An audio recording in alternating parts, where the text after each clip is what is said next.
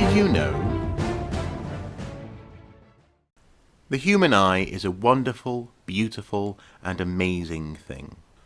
Not least because it has such a great capacity to see colours, shades, hues, and textures.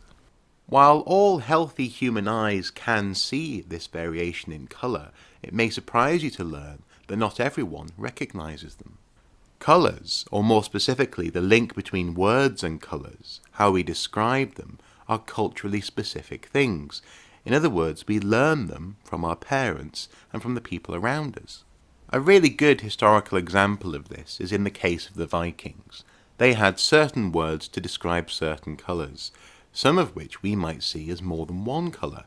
This isn't because they had a wonky eye, were unable to see the same colours as us.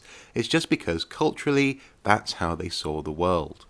Or more specifically, it's how they described the world and its colours. We know this because of the Old Norse language. Here, for example, written in runes on a stone. For example, the word blaur. This, as you might guess, means blue, but it also meant black or dark. Interestingly, when Vikings met men from Byzantium and the Middle East, they were described as being blue. And on their further travels, for example to North Africa, maybe picking up slaves, these men were blauwmen, blue men. Now this does not mean that the Vikings were colourblind and literally saw men with blue skin. Rather, for them, the range of colours from black through dark shades into blue was assigned one word. They were effectively one colour.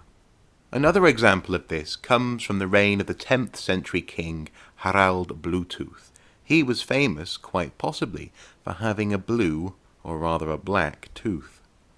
Now I did do an image search for black teeth, but believe me, this mouth is far less disturbing to look at. The point is, Harald Bluetooth quite possibly had at least one saw tooth. In addition to his dental dilemma, he's also famous for having united parts of Norway and Denmark, and fostered relationships and allies across the known world. Indeed, it is after Harald that Bluetooth technology is named. Just as he connected kingdoms, Bluetooth seeks to connect and sync many, many electronic devices. Indeed, the symbol for Bluetooth is a combination of the runes for his initials, H and B. Now, when I first saw this, my mind was blown. How did I not see that? I know runes. Blimey. But more than this, I continue to be amazed that depending on where one is born and when one is born, you may see, or rather recognize, an entirely different range of colours from other people. You might say describing colours is far from black and white.